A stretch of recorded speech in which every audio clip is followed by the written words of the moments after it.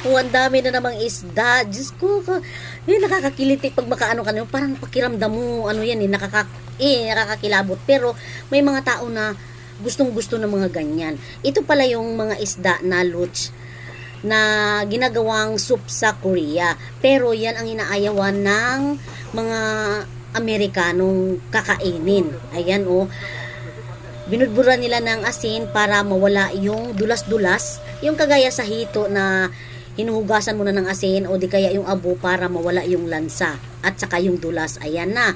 Pinapaikot sa machine sabay hinuhugasan at nilalagay sa pinapakulong tubig at nilalagyan nila ng mga ricado, mga herbs para siguro mawala yung lansa. Kasi syempre malansa namang yung ganyan. Ayan. Isalin nila sa pakulo para hindi diba? Tama nga rin naman